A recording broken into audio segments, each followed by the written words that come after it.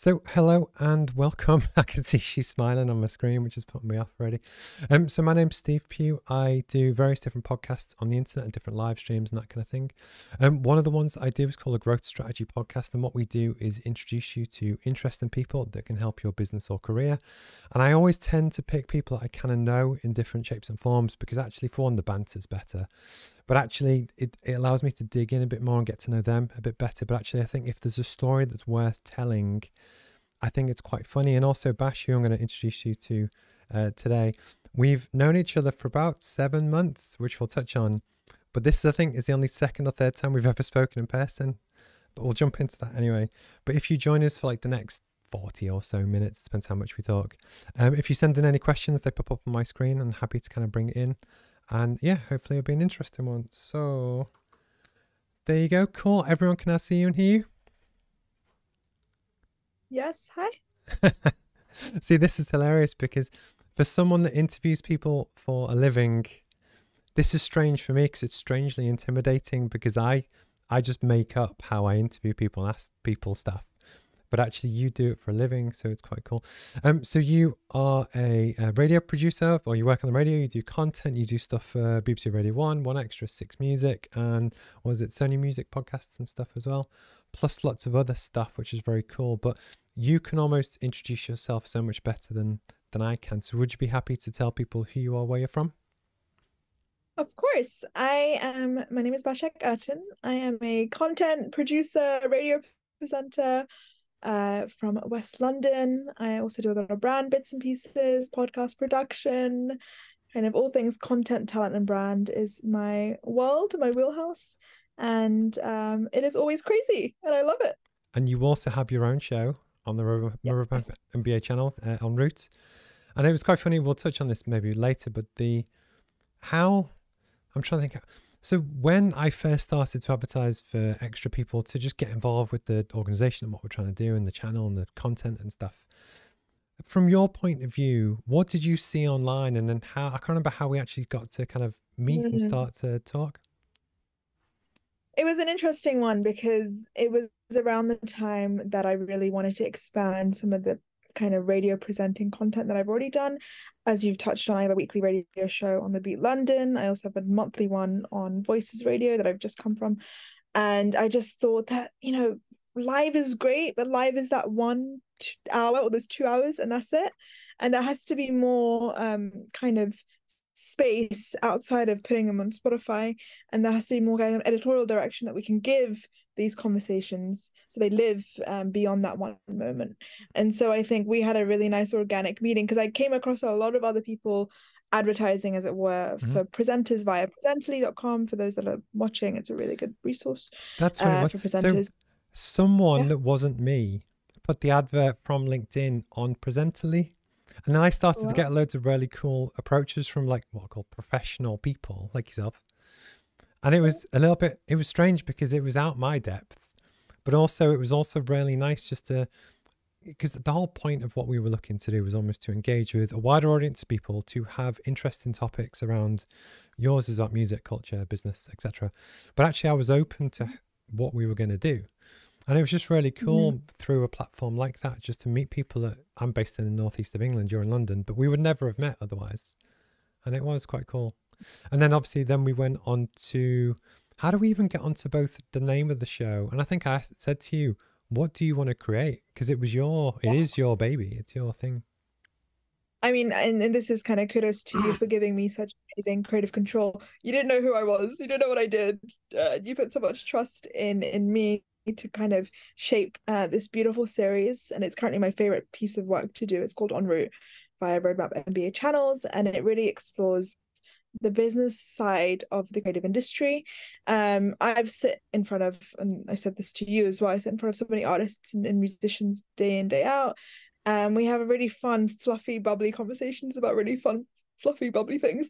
But I felt like there was an educational piece missing, and there was a kind of business-led discussion to be had for young people, so they know what contracts are like, or they know what you know, the PR industry is like. Through doing the series, I've learned so much about the literature industry, for example, and publishing, that I didn't know because I just never came across them. So it's been such a beautiful education in these great ways for myself and for hopefully people tuning in. And I've got you to thank for that, because you kind of let me run with it, and we named it En route with that You premise named in it En mind. route. But I love I it. It's named it good. on. Yeah. I always do this too. I always say we named it, and he always says I named it. That's true.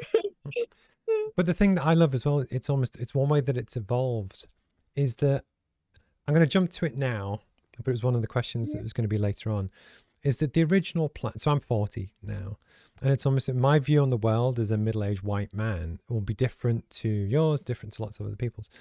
And what I've really loved about the different conversations, because you spoke to Jay-Z's right-hand man, we had Martha Kinn, that's manager of Year and Years, and Ollie Alexander.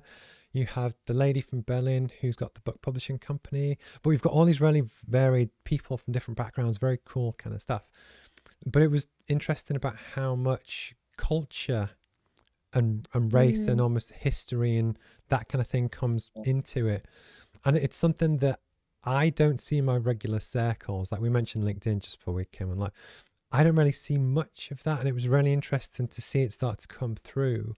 And I just wanted to kind of pick your brains on why do you feel that is? I mean, when you say the word culture, it encompasses so many things, right? I'm Turkish, let me take myself, but I grew up in London, but I went to an American high school in London. So I have these weird Americanisms that come out in my speech that I'm sure you can hear. Because Steve has spent many hours staring at my face, unfortunately, and cutting up content. And then there's the culture that we adopt, and the culture that we're assimilated into, and the culture that we want, and the culture that we reject. There's all these things that are going on. You know, let's take Charmaine Lovegrove as an example, who is the Berlin publishing kind of director. She is a Londoner, but now she lives in Berlin, but she's a Black woman. Like there's intersectionalities in every single things that we do. And I think the series really shows that in a really natural way, just by being who we are and by the people that we choose to spotlight. Again, I was given a really wide umbrella by you that I'm so grateful for, because it never once felt limiting, and it really just felt like anyone that was interesting to me, which is basically everybody, but it's not, right?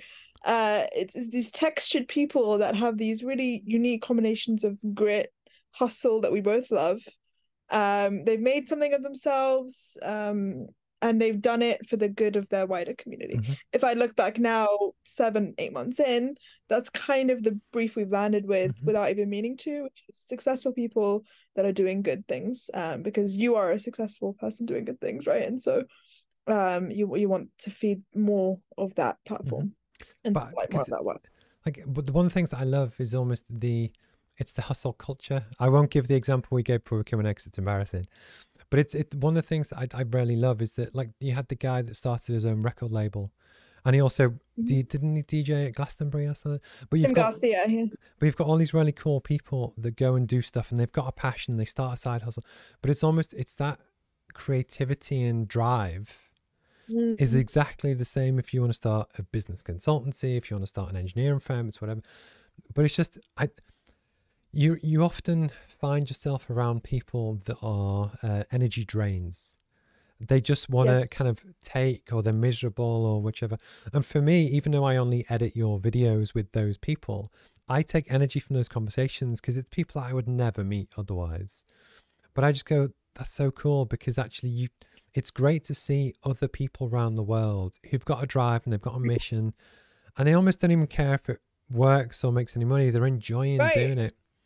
And I think that's one of the things I was vibed about this, was almost that I said to you early on, it was to do with, well, what do you want to create, and almost where do you want to be in 5 years time? And actually, how can we help move towards that? Does that make sense? And I think it's that element of when people kind of know their North Star. For me, it makes more interesting businesses, but actually there's that drive to get up, and when you do your radio shows and all the other stuff that you do and people don't turn up and you're like, what the fuck?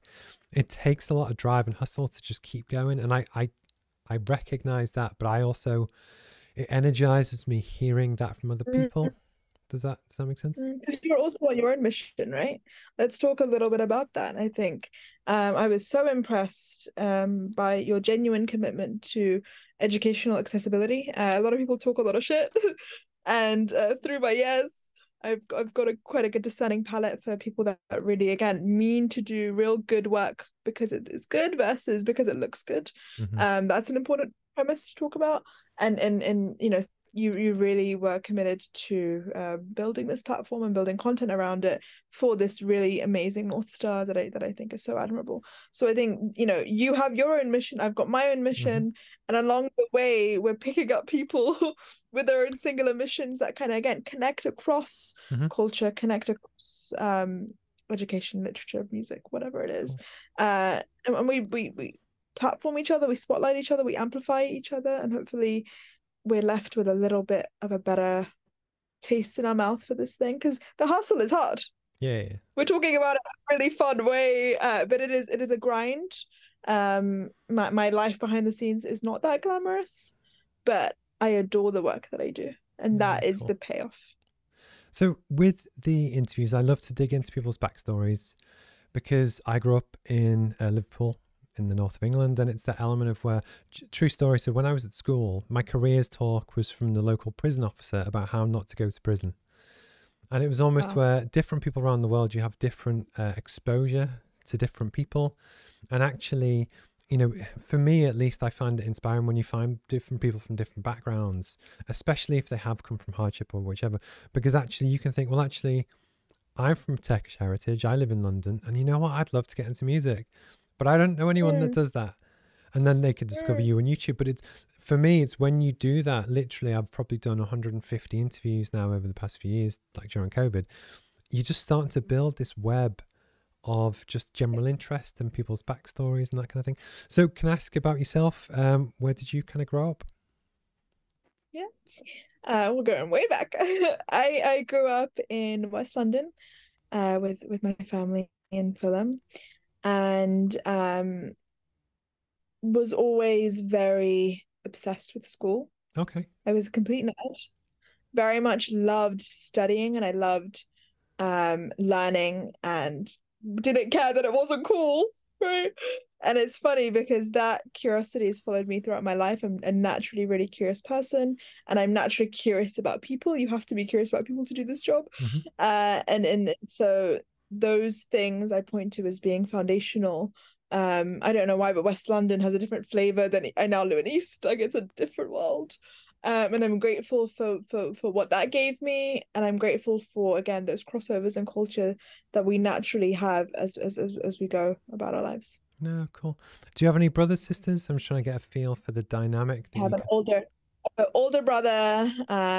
Yes, he is a chef now. Oh, cool. Incredible food. Just like a very happy, loud, talkative, very, very social Turkish family with 1,000 cousins and 1,000 people coming through the door. So there was always noise, there was always people, there was always opportunities to socialize. So we were not shy children. We couldn't have been, because my parents are very popular. I joke now, they've got more friends than I do. I mean, they really do. They are social butterflies of the world. So that's been such a beautiful foundational thing to have, as well as you go out in the world, and also just not being afraid of people. I look around me now, and I'm sad sometimes, because as a public, even though we don't know each other, we're quite afraid to interact beyond your shoelace is not tied. That's the extent of a conversation I have with people, and it's like, what a loss on some level. Well, because I must say, a lot of what your job is now is very social. You can't be shy to do what you do, arguably also what I do, but it's that element of where I'm sure there was training involved about how you grew up in that culture and that environment where you just get thrown into I won't say the spotlight, but you can't just hide in a corner, I imagine. And it's really interesting to see actually that you were very kind of nerdy at school as well. So what happened next? Did you go to university? Yes, I did. I went to Queen Mary University, and I promptly decided that I couldn't do 3 years in this I mean, the university was incredible. It's a Russell Group. I studied politics, loved my degree, but it was on the shadiest road in the history of London, which is Mile End Road, which is, this is true, the most crime in town. So I remember being 20 years old and just not feeling safe going to university, being like, no, I can't do 3 years of this. Let me explore other campuses and other options. Genuinely, that was my first kind of Wow. ambition as to why. I then came across a Erasmus program, which was in New York or Singapore. Now you could tell which one I chose. My father was not happy with me. He was like, "Go to Singapore." I was like, "Why would I go to Singapore?" New York. So I applied to go to New York, and I still to this day remember my mission statement. I couldn't write it until the very last day of the deadline because it meant so much to me, and I'm a writer as well, right? And it was the first time in my life that I felt fear in a real way. Like something has stakes, and these Yeah. stakes are high, and you can throw shit at the wall, and if it sticks, your life will change, and if it doesn't stick, you will be distraught. And I couldn't quite, and to the point the deadline passed, and they extended it, and I was like, Basak, go home, sit down and write this mission statement. And I wrote the mission statement, and I got in, and I got accepted, and I flew to New York. And that was really transformative as well for a social element in terms of surviving in a city. I had one friend who was my best friend from school who'd moved over there as well. So I went into New York with one friend who I lived with. Out of And I interest, came for something that was so important. Actually, I'm really fascinated by the concept because I've been there at different times about that one decision that someone else can make that can make or break it, and you would be crippled. And I remember being on the bad side of that in the past. But anyway, why did you leave it so late? Just fear? absolute fear, because I know how to form a sentence. I know how to write a strong mission statement. I'm a writer, right? I pride myself on what I am first is my I love words the most. I knew I could get it. I knew it was possible. I didn't know if I was gonna get it, but I could, and I could smell it. And the taste of that, it's like it's almost like your favorite meal is cooking downstairs, and you almost don't want to believe that it's that meal. Because if you think it's that, and it's not that, and it's spinach. And so I think I was like a weird self-sabotage, because genuinely the deadline passed, and I was like, well, that's it then. You must hate Idiot, spinach. missed that. It's funny though. It's with something that I don't think anyone in the world knows. Maybe one or two people.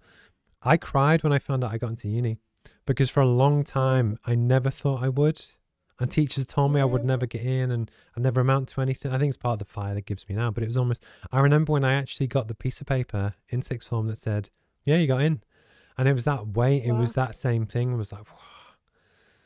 And then heavy. Fast forward to hold. No, you go.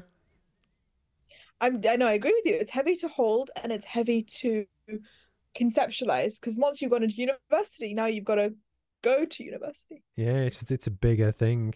There's always a bigger fish. Yeah. I said that to my my nephew, and he went to a very posh school, got 14 A stars or whatever it was. Went to university. He also went to do engineering at Sheffield, same as I did. But my point to him was, he's probably going from being the smartest kid in his school to suddenly you're in a much bigger school. So you're going to go from top 5% to probably somewhere in the middle. But that's a big life adjustment, because then it's, anyway, but it's that life journey that I find really interesting, is where now I had a conversation with someone yesterday, and her son is 18 or so. He wants to do graphic design. And it was that element of where she was saying, oh, should he go to university? And I was like, well, probably not. But it's now I think the world has changed. So I went in 2002, but it's almost depending on what you do. And you can correct me if I'm wrong, but say if you wanted to get into music production, like if you want to be the next Fred again, just get really fucking good at music production. It doesn't matter if you got the degree. The degree might give you some of the technical skills, but actually, for me at least, if you love it, you'll do it day in, day out without getting paid, and you just get really, really good. Can we touch upon that? Because I think I've got a new theory for what university is. University, beyond the subject matter, right? You could study anything under the sun. I think you've got to study something that's really, really interesting to you, because you study it at such a high level and such a specific level. I am overjoyed that I studied what I did, because I loved it so much. But what university essentially proves to an employer and to yourself is the art of the follow-through. That's it for me in my mind, right? It's like, I can commit to something for 4 years, I can do the necessary coursework, I can do the necessary dissertation, I can go to the necessary classes, and A equals B equals C, I can get X grade. It's the art of committing to something at a high level, and that is an important skill to see yourself do. It's a huge confidence boost as a human being, I think, working through this world, especially if you are ambitious. The only reason why I am now so much less constrained by fear is because I've seen myself do it so many fucking times. Okay. Especially when my back is up against the wall. I'm Right. with you. So with those formulas in your brain for success and, you know, failure for when things go wrong, because they do, you're kind of okay because you've seen yourself through university, through work, through whatever it is, do it time and time again. So university is important, but you can learn follow through via a music production course, to bring it back to what you've said, or via whatever it is. The vocation is crucial. Yeah. And the time it gives you is crucial. You might not know what you want to do. Because in your interview with Lenny Santiago, see, it helps because I've edited all your interviews. But in your interview with Lenny Santiago, that was Jay-Z's, or is Jay-Z's right-hand man at Rockefeller, he talks about how in 1995, I've got a good memory, in 1995, he was it in the Bronx? And he was just there. He was around music. He didn't know how to get started. And he was just hustling. And he would literally go and wait and stand outside office blocks for hours and hours and hours for the chance to see someone when they walk past, to have the chance to get the coffee, get anything, get in at the ground level, and then just work really hard. And then fast forward, what I guess now is 40 years. He still views himself as a soldier. So where his superpower is his ability to grind and deliver and follow through, he doesn't claim to be a business strategist or some shit hot MBA guy, but actually he took that opportunity. You know, his back was against the wall and he's worked really hard, and it's fascinating to see that. So I need to ask, so how did you go from political science to what you do now? I've been asked that a lot, actually. It was fairly easy in my mind because I looked around. So I graduated in 2017. BA politics. I also then did it, like I said, at Erasmus here in New York, so I did American politics there. And in both of those two environments that I went to, London and New York, I looked around and there was a lot of white men studying politics. There were very few women at the time. There wasn't this political climate that there is now. Activism wasn't cool. Like, I chose a very kind of dry subject on some level for the time.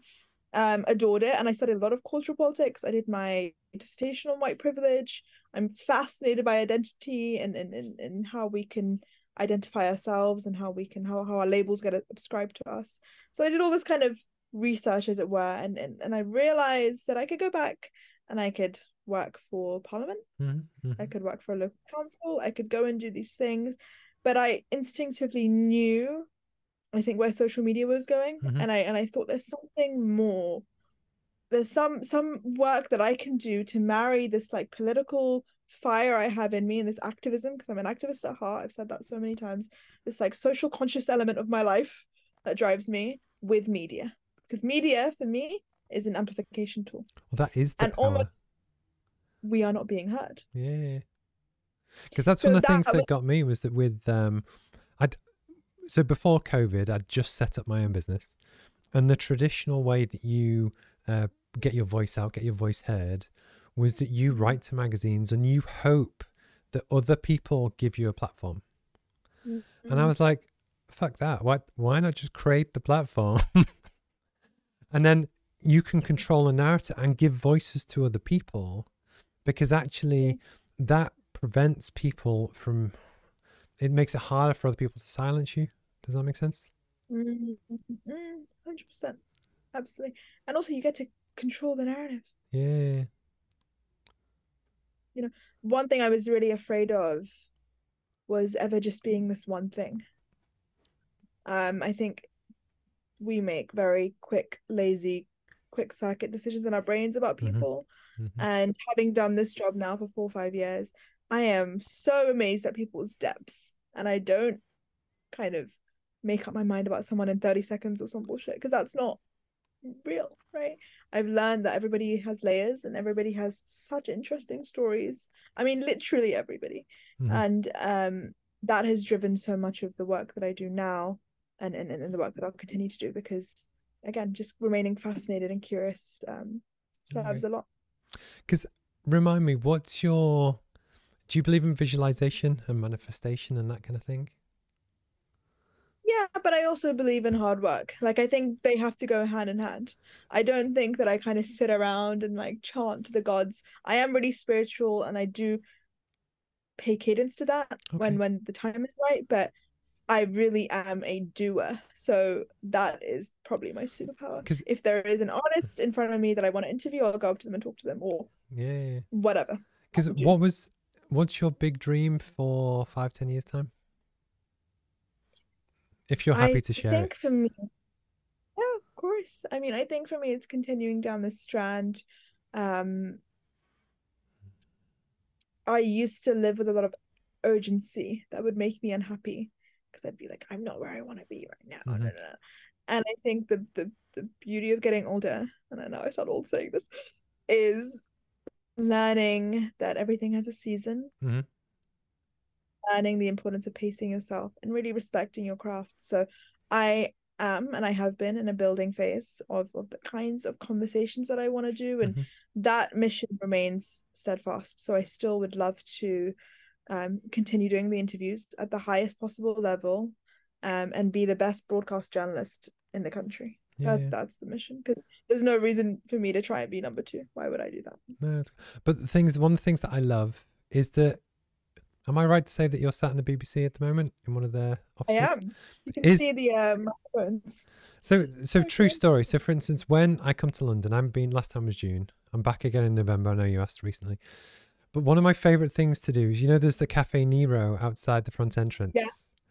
To me, that building is like mega cool. It's somewhere that, like, one of my dreams would be one day to go in and get interviewed for something. I don't even care what it is. Like, and I listen to Radio 1, have done for a long time. But my point being is that we often not second guess or overlook our own achievements, and I'm guilty of this. But my point being, you're kind of already in the hub of Europe's kind of media center, so you're well on your journey. As if you would have rewound back to 2017, and 2017 isn't that long ago, you've come so far, you know what I mean? And I know some of the people that you have and do interact with, and they're famous people, and it's that in itself, at least to me, is really cool, because there will be 100,000 people that would have killed to get that gig, but the truth is they probably didn't work as hard for it. They didn't want it. They didn't do the hustles. They didn't do the interviews at 2 a.m. When Lenny S cancelled on you 4 times and then rearranged, they were like, oh, fuck this. And it's that lack of ego I think people recognize and they'll want to be around, which is kind of quite cool. One of the questions that through editing and watching a lot of your interviews before we like broadcast them, you've got all of the different people from marketing publishers to artists themselves and artist managers. And we've had the guy who had the app, it was to do with influencers in different backgrounds. But you have Chris Roach. You have all these great people. Yeah, it is Chris Roach. And you often judge yourself, or you describe yourself as being talent adjacent, so you are around that kind of level. But one of the things I seem to have noticed, especially when you talk about people trying to make it in the music industry, and it was one of your questions to Lenny S, is almost how people have to treat themselves as their own business. And I didn't know if you could kind of speak to that and share some of your experience of how, if someone was 15, they're good at something and they want to get to there, almost just some of your experience, kind of the kind of things that they might need to do, think about, work on, promote themselves, that kind of thing. Really great question, and a really important one, I think, because often it's quite daunting to be like, well, you have this vision and then you're here, what happens in between? Like, come on, bro. Like, and again, I go back to follow your intuition, because it doesn't actually lead you astray. I probably realized that I wanted to do radio fairly late in life. I was 26 years old. I went to a visualization session. I don't think I've told anyone this story before, but I went to a visualization session with my old school teacher, who I still am really good friends with to this day, for her birthday. And the women at the session asked us to visualize what we wanted to do next. And I was hadn't quite found radio yet, didn't really know. And all I could see was a microphone. And it was really, really powerful. It was weird, like almost spirit telling me just a microphone. And that's all I could draw. And I literally burst into tears because suddenly something clicked. I was like, oh, you idiot. For how self-aware I am, it took me 26 years to realize that it's radio that I wanted to pursue. It wasn't TV.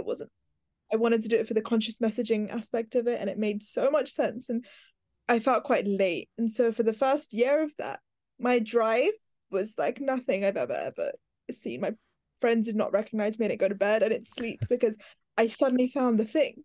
And up until this point, I had been floating. And I think floating when you're young is quite demoralizing. You don't know where to put your energy. You don't know what to do. All the kind of roads you pursue have dead ends because you don't know anybody. And so suddenly when I found the thing, I got into gear and I got to work.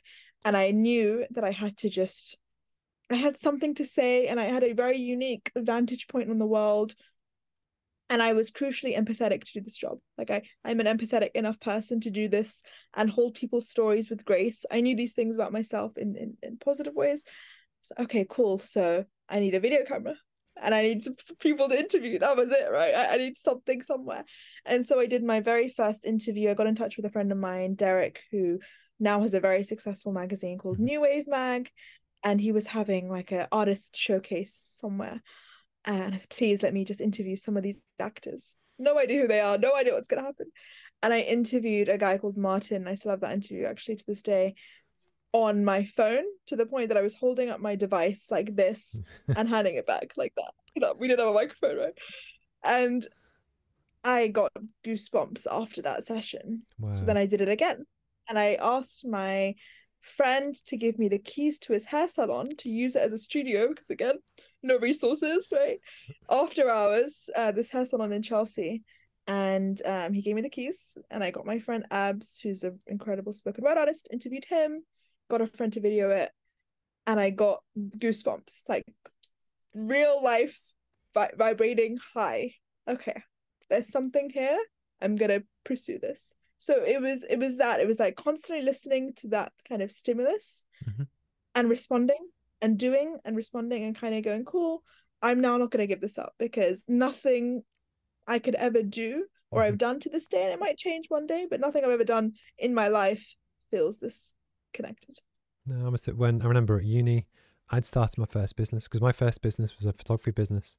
So I was doing my PhD, but I was on a scholarship, and it was £13,300 a year. But to live off for a whole year, it's not a huge amount of money. So I started my first business to basically make some extra money. But the reason why I learned to do all of this with the cameras and lighting was back in the day. But I was probably 24, 25 at the time, but I found my thing that I loved. For me, it's actually about the creation. It doesn't really matter what it is. I just like making stuff. I used to love to draw when I was a kid. But one of my friends, Joe, also serial entrepreneur, he messaged me one night and he had this idea. And the way I described it, I called it the sleepless night. It's when you've got that one thing that you are just so excited about, and you can't sleep, and your head is just going like 1,000 miles an hour. And it's so exciting because you've got all this energy. And it sounds like you found that. And, I'll be honest, I think that very, very few people ever actually find something that they love to do. And I stand by the fact that for me to do all of this with the startup probably costs me a fortune. I don't make any money for it. It actually costs me money, but I enjoy doing it so much that I love doing it. That's my thing. And I think that, it's when you can find something that just lights you up. If you can also get paid for it and build a career around it, even better. But it's wonderful to kind of hear how you kind of got to that point. So you never actually kind of quite touched on your recommendations for people to get into the music industry, or what they should do. Sorry, I got into a tangent. Whatever it is, if it's production, if it's being a photographer, it's being a videographer. I mean, it's so cliche, but you have every single resource available to you via your phone. So just do and build your content, build your portfolio. I've spoken at length to anybody who will listen about the power of a brand deck, the power of a case study. I think I've spoken to you about it as well. I mean, collating projects. So for example, if you want to be an actor or an actress, like collating self-tapes, everything you can do within your power, you should be doing, because you need to be telling a story. And the story is much the same to what we said at the beginning of this conversation, which is follow through. I love this so much, and I will dedicate X amount of time. I mean, I cannot tell you the hours that have got into my life or your life, because we just keep doing. And if you do it enough and you knock on enough doors, London's actually quite small, right? The creative industry is quite small. There's about 30 big companies across the spectrum, and there's even less execs, and there's even less, you know, it kind of goes all the way down. Throw yourself into every networking opportunity. Do not be shy, and also call yourself the thing before you are the thing. So before I had even had a radio show, right? Before I even had a radio show, I would go up to people at networking sessions. Hi, I'm Basak. I'm a radio presenter. Where do you present? Doesn't matter. Irrelevant. I am this online, thing, right? Or before I found radio, I was a writer, and I'm a published poet. Cool, I'm a poet before I even published, because I understood the power of perception. Yeah, I agree with that. And the power of, okay, well, if you're a radio presenter, well, I have this music that I want to promo. Let's connect straight away. There's someone for me to build content with. It's mutually beneficial. The industry is so beautiful in the sense that you can help each other build and grow, because everybody needs each other. And I've utilized my network upteen times, and I've helped my network 1,000 times. We help each other, you and I, and that is the power of community, and that's the power of network. So utilize the people around you, but use your phone. The amount of times I've had a message from you saying, can you get me some 8 to 11-year-old children for a radio show? Do you know the children, perhaps, and for BBC casting? Yeah. But I think, ironically, because of that, you need to be good at what you do, but your network is everything. Be it, you know, there's been times in the past when I've been getting made redundant and I just didn't have a job and I needed the money. And actually, through someone I knew, I got offered something better. And it's the same kind of thing as that, you know, I've hired photographers and I tend to hire my friends, but it's that element of where just go out and speak to people and share your passion and get involved. And that for me is the really cool thing, that now at the startup, I just get to do it at a higher level. But the irony is that I know a lot about business and I know a lot about the stuff that I do, but I don't necessarily know a huge amount about startups and fundraising and all that kind of stuff. But actually that for me was the beauty of where, when I was looking to just help amplify interest in voices, I didn't give you a brief. I said, look, what do you want to talk about? And then the amount of times that we talked about logos and color schemes and exactly what you wanted. And I was like, for fuck's sake, just pick one. But we got there and it looks mint. But that patient with me. I'm crazy Virgo. That's the other side of the coin. Like, I am a perfectionist, as you are as well, and I love that. Oh, we I care. definitely am. Yeah, we really, really care. But we're not afraid to look dumb and look stupid. I'm going to borrow a quote from Beyonce, because she said this quite powerfully. People are afraid to be in rehearsal mode. People are afraid to look dumb while you're rehearsing for a, you know, dance or whatever. I was not good. I'm not even sure that I'm good today, but I knew I wanted to be. Yeah. And if you do something enough times, you will become good. I wasn't focused on looking smart or looking cool. I was like, I really am obsessed with this thing. I want to sit in front of as many people. So at first it was about quantity, and then it became quality for myself and for the person in front of me. And now we're so specific about who we speak to on route. You know, it's so cherry picked. There's such a frame in my mind. Okay, well, we've had a woman in this industry, we should have a man in this industry. Or there is a map, as crazy as it seems. Yeah. Okay. And one of the things that this sounds silly, but it's true. When I remember watching Beyonce at Coachella, and it was when someone just nails something so well, as for me, she did at that thing, but it could be a sports star at a thing, or obviously I play basketball or whichever. It gives me goosebumps for them. Does that make sense? Because it's when it was on the Beyonce documentary. It's not that I'm a huge Beyonce fan, but I watched it. And it was all of the thousands of hours. But realistically, she started when she was probably 7. And you just see things build to a certain moment. And when it just hits. The other one which really got me was Rihanna's Super Bowl performance. It was only 13 minutes, but I probably watched that 5 times. I was just Wow. like, it was just everything about it was just executed so well that I remember I got to see Foo Fighters, and this is when they toured the UK, probably about 6 years ago. And we were right at the front, and it was what was interesting. So you had 50, 60,000 people there. Me and my brother were right at the front. And before Foo Fighters came on, it was Kaiser Chiefs, and it was Ricky Martin, and they were struggling to get anyone to care. And I'm quite empathetic when I see that happen. I feel it. I want to die for them. You know what I mean? But what was fascinating was when Dave Grohl came on, to him it was easy. And same with Ed Sheeran actually last year. You know, when someone walks on and they're that good at what they do that you can tell, you can feel it, you can feel the energy, you can feel the passion and the experience. That, like when Ed Sheeran came on, I think there was like 60, 70,000 people. It was just him and a tiny little guitar, and he nailed it. And it was beautiful to watch. But the point is, some people think you just jump straight to that, and you don't. And even at the weekend, my wife and I were walking through Newcastle, and there was a guy from South Korea in the centre of Newcastle near something called Monument, and he had a guitar, a loop pedal, a keyboard, and he was doing sound effects and on his own with a thing, and it was excellent. It was almost like similar to like Fred again kind of vibes, but Berman, he was South Korean, and Newcastle is predominantly white. He had a big crowd watching because it was because he was that good. Even like mums and dads that aren't into that kind of music recognized that it was good, and they just stop. And when I see that, I get goose. I love that. But for me, you get that when I watch, some of your shows, not all of them, but some. But when you see someone that's just really kind of just, they've got it, even if it's only for a little bit, it lights me up. And it's part of the reason why I love to do this, just to kind of ask people their stories and stuff. I'm very conscious of your time, and also you're sat in a very impressive building and that kind of thing. Is there anything you would like to talk about before we kind of start to wrap up? Yeah, I mean, I think, why did you choose to? You could have done anything with your time and your energy. I'd love to hear a little bit about why you chose to pursue your mission via the lens of education specifically. I think it was because the impact it had on me is the honest truth. What was funny is that I wasn't nerdy at school.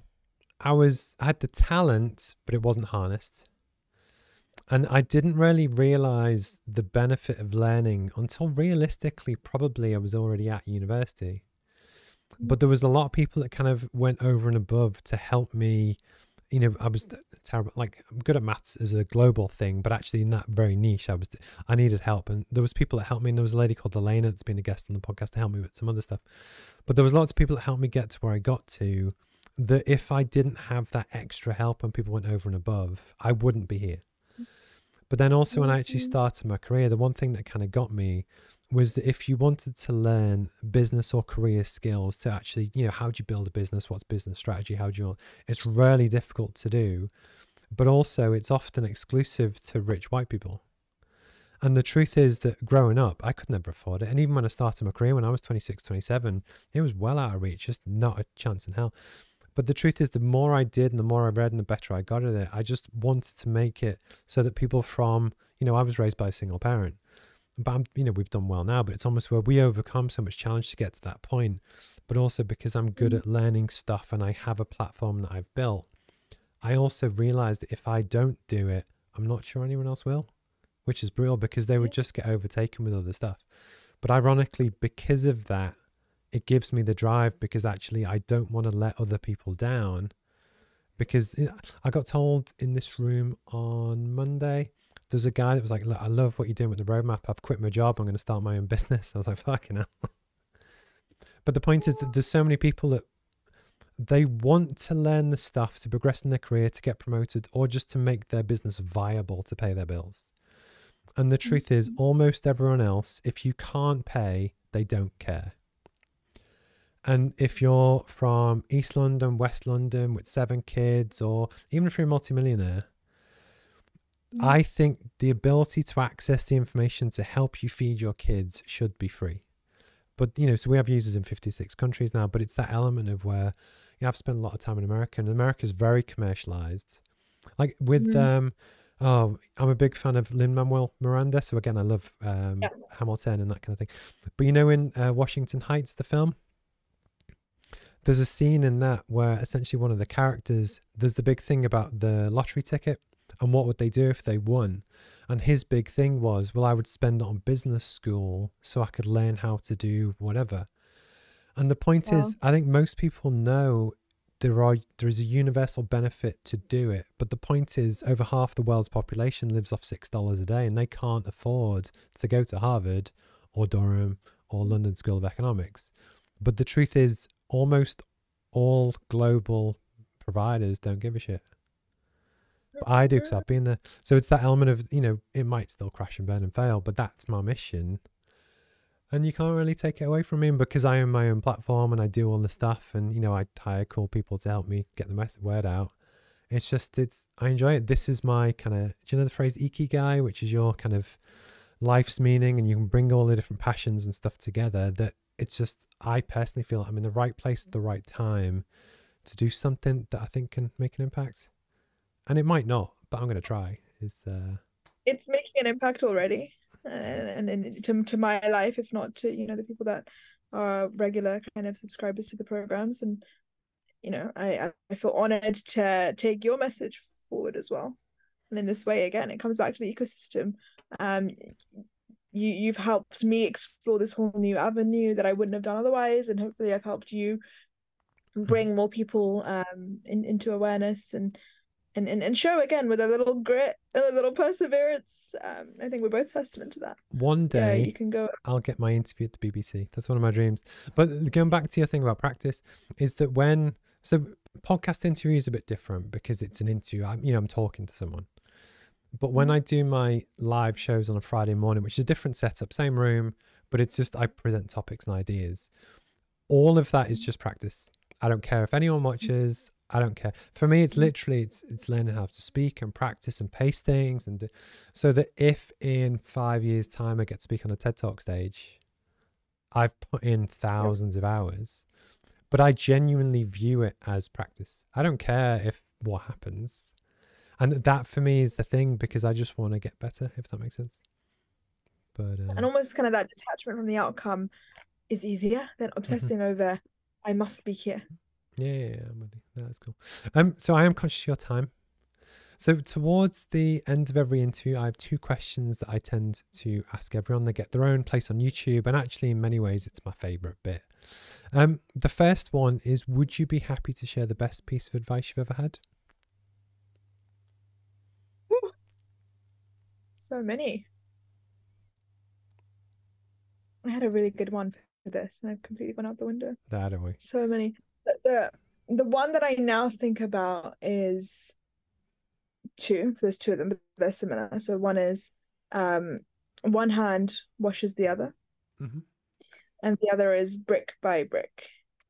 And I think it speaks to where I'm at, and that kind of continual, relentless, obsessive, small action every day that can lead to big action over time. Again, those 10,000 hours. That's where I'm at right now. So sometimes on the craziest of days when I've got 1,000 things going on, I'm like, one hand washes the other. Like, again, time, pace, and commitment. Those are the spaces I now occupy, so that I don't ever overpraise myself when I have an amazing interview and things are great, and and I don't ever feel uninspired, because uninspired for me is a dangerous place to be in, and we've spoken about this ourselves personally. And so the pacing for me is crucial, because I have all this energy and all this love and all this passion, and sometimes taking a beat and taking a moment matters. No, I think it's very cool, and I think it's true for a lot of people. That one of my early guests basically said that, say business or life is a marathon, it's not a sprint. So if you genuinely plan to keep doing what you're doing for 20 years, you don't have to do it all today or tomorrow. And for me, it's the element of where at the end of each day, I don't do like the whole Tony Robbins thing where I write to journal, but it's almost about, but I do think I did some good stuff today, even if like nobody else would ever know, but it's one tiny little change that you just build things brick by brick, one tiny little bit at a time. And then the thing that I'm quite guilty of is that, you know, I still remember when COVID first hit and I started to do live stream interviews literally in our spare bedroom at home. And it was in this tiny little room. It was actually ironically the same camera, different lens. But I used to take pillows off our bed to put them on the camera for like soundproofing. And I had this dream to, you know, have a room and have a studio and do this stuff. It was a dream.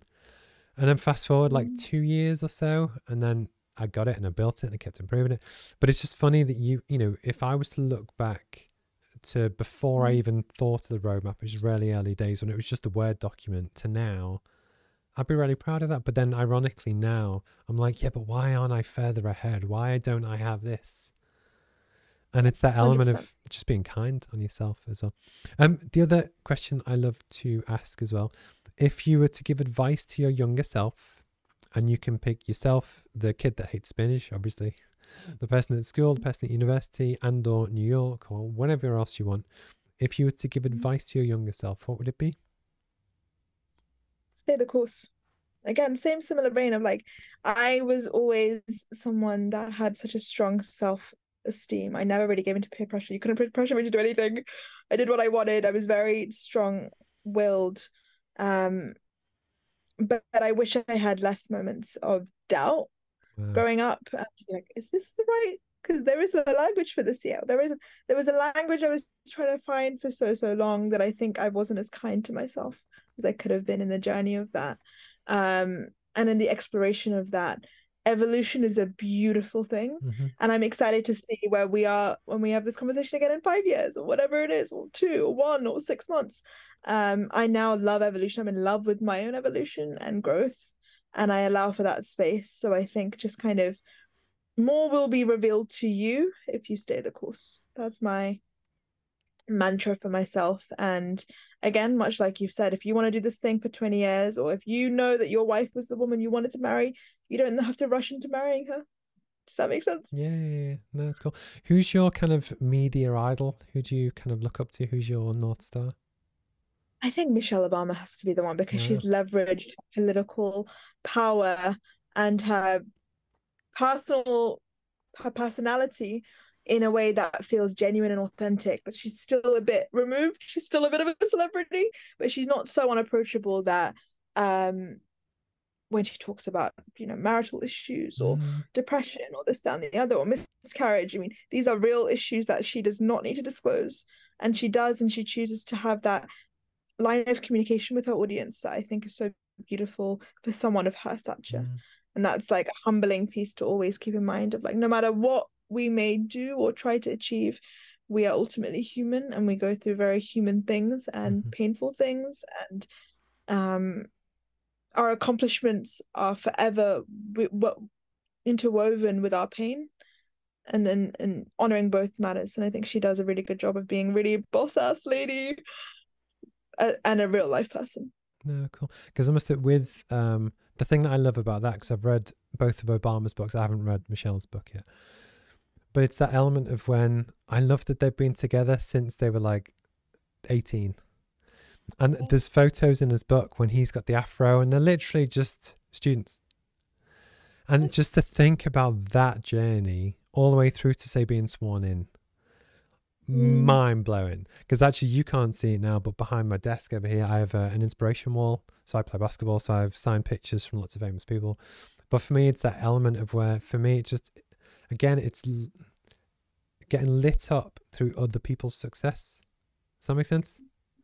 And it could be a speech, it could be anything, and it kind of, that's what gets me up every day. And it's that element of, we all have crappy days where you think, oh, you know what, I just can't be bothered today. And sometimes that's fine. But actually, you know, I always think, well, what would Kobe Bryant do?